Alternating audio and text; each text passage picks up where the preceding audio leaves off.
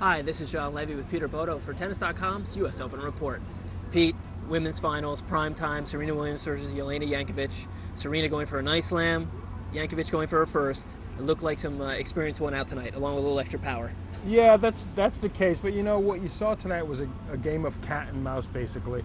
And in the cartoons, the mouse always wins. In real life, though, the cat usually wins, and that's really what happened tonight. Jankovic is a superb retriever. She can run down anything. We saw numerous points tonight that really just were over the top in terms of the spectacular gets, and then Serena hitting a big overhead, Jankovic getting it back. But at the end of the day, Serena was just too steady, especially on the big points, and the cat won.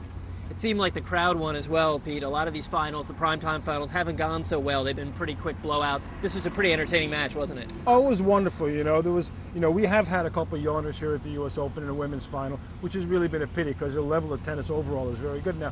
But, I think the crowd really got into this. Jelena Jankovic, even more than Serena Williams, knows how to entertain. She loses a really tough point. What does she do? She comes up smiling. So, that kind of infected the crowd. There's a really good spirit to the match. And, however, the crowd was overwhelmingly for Serena, and they helped pull her through.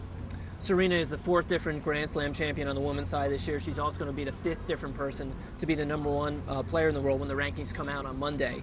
It's been kind of a strange year for the women's tennis. The #1 player in the world, Justine Henin, retires as #1 right before her 26th birthday. Sum up this year, if you could. Well, it was a crazy year. You lost. The big thing this year was that the women's tour lost the one player who, for whatever reason, whether it was personal commitment or the quality of her game, came to play every time she was in a slam, and she was sort of the queen bee, imposed a certain kind of order on the tour.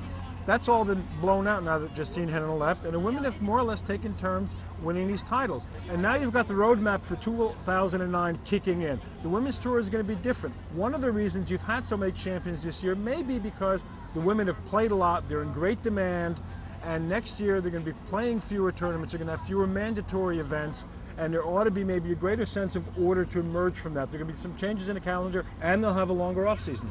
Well, that wraps up the women's finals for the National Tennis Center. I'm Levey with Peter Bodo for Tennis.com's U.S. Open Report.